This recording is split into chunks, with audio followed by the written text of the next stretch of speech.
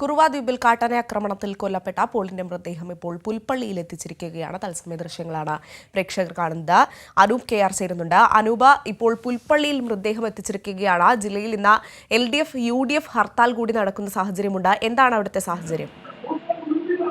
ഇന്നലെ കാട്ടാനയുടെ ആക്രമണത്തിൽ കൊല്ലപ്പെട്ട വെള്ളച്ചാലിൽ പോൾ എന്ന കുറുവ ദ്വീപിലെ എക്കോ ടൂറിസം കേന്ദ്രത്തിലെ താൽക്കാലിക ജീവനക്കാരന്റെ മൃതശരീരം കോഴിക്കോട് മെഡിക്കൽ കോളേജിൽ നിന്ന് പോസ്റ്റ്മോർട്ടം നടപടികൾക്ക് ശേഷം ഇപ്പോൾ മാനന്തവാടി ടൗണിലെ പ്രത്യേകം സജ്ജീകരിച്ച പ്രതിഷേധ വേദിയിലേക്ക് എത്തിച്ചിരിക്കുകയാണ്.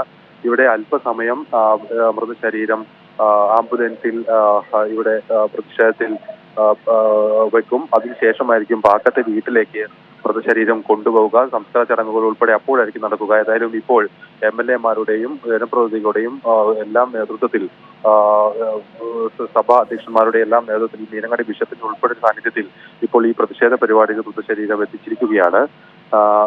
ഇന്നലെ രാത്രി തന്നെ പോസ്റ്റ്മോർട്ടം നടപടികൾ ജില്ലാ കളക്ടറുടെ പ്രത്യേക നിർദ്ദേശപ്രകാരം പൂർത്തിയാക്കിയിരുന്നു. ഇന്ന് രാവിലെ 7 കൂടിയാണ് കോഴിക്കോട് മെഡിക്കൽ കോളേജിൽ നിന്ന് പോളിന്റെ മൃതശരീരം വയനാട്ടിലേക്ക് എത്തിച്ചത്. ആദ്യം പുൽപ്പള്ളിയിലേക്കാണ് കൊണ്ടുവന്നത് ഈ പ്രതിഷേധ വേദിയിലേക്ക്. അതിനുശേഷമായിരിക്കും വീട്ടിലേക്ക് കൊണ്ടുപോവുക. ജനങ്ങൾ ആവശ്യപ്പെടുന്നത്, അല്ലെങ്കിൽ ഇന്നലെ ഈ പോൾ കൊല്ലപ്പെട്ടതിനെ തുടർന്ന് ഉയർന്നു വന്ന ആവശ്യങ്ങൾ ഇതാണ്: കുടുംബത്തിന്റെ സാമ്പത്തിക സുരക്ഷിതത്വം ഉറപ്പുവെക്കാനുള്ള സർക്കാർ നടപടികൾ, മകളുടെ വിദ്യാഭ്യാസ ചെലവുകൾ ഏറ്റെടുക്കൽ, അതോടൊപ്പം ഭാര്യയ്ക്ക് സ്ഥിരജോലി, കുടുംബത്തിന് അർഹമായ നഷ്ടപരിഹാരം. ഈ ആവശ്യങ്ങളാണ് കുടുംബത്തിന്റെ ഭാഗത്തുനിന്നുണ്ടാവുന്നത്. എത്രയും പെട്ടെന്ന് തന്നെ ഇക്കാര്യത്തിൽ തീരുമാനമാവണം. തീരുമാനമായാൽ മാത്രമാണ് പ്രതിഷേധങ്ങൾ അവസാനിക്കുക എന്നാണ് വിവിധ രാഷ്ട്രീയ കക്ഷി നേതാക്കൾ നേരത്തെ തന്നെ വ്യക്തമാക്കിയത്.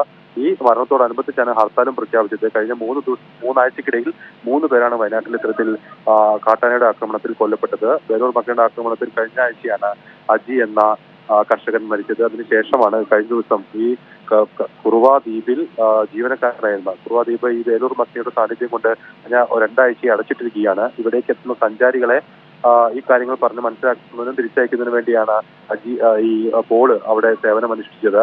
ഈ ഡ്യൂട്ടിക്കിടെയാണ് മല എന്ന് പറയുന്ന സ്ഥലത്ത് വെച്ച് വഴിയോര മേഖലയിൽ വെച്ച് പോളിനെ കാട്ടാൻ ആക്രമിക്കുന്നതും പിന്നീട് അദ്ദേഹത്തെ മെഡിക്കൽ കോളേജിൽ കൊണ്ടുപോകുന്നതെല്ലാം. മാനന്തവാടി മെഡിക്കൽ കോളേജിലേക്ക് ആദ്യം ചികിത്സയ്ക്ക് പ്രവേശിപ്പിച്ചിരുന്നെങ്കിലും വിദഗ്ധ ചികിത്സ ആവശ്യമായിരുന്നു പോളിന്. അതുകൊണ്ട് തന്നെ പെട്ടെന്ന് തന്നെ കോഴിക്കോട് മെഡിക്കൽ കോളേജിലേക്ക് ആംബുലൻസ് റോഡ് മാർഗം എത്തിക്കാനും മറ്റുമായി ആംബുലൻസിൽ 2 ഡോക്ടർമാരുടെ സാന്നിധ്യവും സേവനവും എല്ലാം ഉറപ്പാക്കിയ ശേഷമാണ് വിദഗ്ധ ചികിത്സയ്ക്കായി കോഴിക്കോട് മെഡിക്കൽ കോളേജിലേക്ക് കൊണ്ടുപോയത്. എന്നാൽ ജീവൻ രക്ഷിക്കാനാവാത്ത ഒരു സാഹചര്യം ഉണ്ടായി. ഏതായാലും ഇപ്പോൾ പുൽപ്പള്ളിയിൽ പോളിന്റെ മൃതശരീരം എത്തിച്ചിരിക്കുകയാണ്. പുൽപ്പള്ളി വനയോര മേഖലകളിൽ നിന്ന് ഉൾപ്പെടെ കർഷകർ ഉൾപ്പെടെയുള്ള ക്ഷീരകർഷകർ ഉൾപ്പെടെയുള്ള ഒരു വലിയൊരു ആളുകൾ തന്നെ ഈ പ്രതിഷേധത്തിൽ പങ്കെടുക്കുന്നതിനായി പുൽപ്പള്ളി ടൗണിലേക്ക് എത്തിയിട്ടുണ്ട്. ഏതായാലും ഈ യോഗത്തിൽ നേരത്തെ ഞാൻ പറഞ്ഞതുപോലെ ഈ യോഗത്തിൽ ഉന്നയിക്കുന്ന ആവശ്യങ്ങളും ഇതുതന്നെയാണ്. ഇതിൽ പ്രധാനം ഈ മതിയായ നഷ്ടപരിഹാരം ഉൾപ്പെടെ സർക്കാർ തലത്തിൽ ഉറപ്പ് നൽകുക എന്നുള്ളതാണ്. ഏതായാലും ആ ആവശ്യങ്ങൾ ഉയർത്തിക്കൊണ്ടാണ് ഈ പ്രതിഷേധം നടക്കുന്നത്. അല്പസമയത്തിനകം തന്നെ പുൽപ്പള്ളിയിൽ നിന്ന് പാക്കത്തെ പൊളിഞ്ഞ് വീട്ടിലേക്ക് മൃതശരീരം കൊണ്ടുപോകും. വിഷയവുമായി ബന്ധപ്പെട്ട് ഉയർന്നു വന്ന വലിയ പ്രതിഷേധങ്ങളുടെ അടിസ്ഥാനത്തിൽ സർക്കാർ തല തീരുമാനങ്ങൾ ഉടൻ ഉണ്ടാവുമെന്ന് മന്ത്രി AK ശശീന്ദ്രൻ ഇന്ന് രാവിലെ കോഴിക്കോട് വാർത്താ സമ്മേളനത്തിൽ അറിയിച്ചിരുന്നു. മന്ത്രിതല സംഘം ഉൾപ്പെടെ അടുത്ത ദിവസങ്ങളിൽ വയനാട് സന്ദർശിക്കും.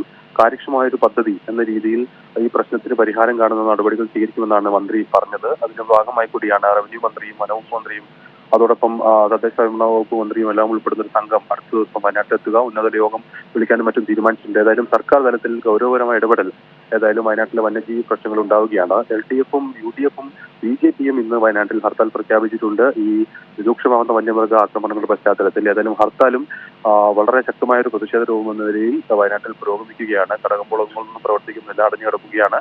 ആ രീതിയിൽ ശക്തമായ പ്രതിഷേധമാണ് ഹർത്താലിലൂടെ വയനാട്ടിൽ പ്രതിഫലിക്കുന്നത്.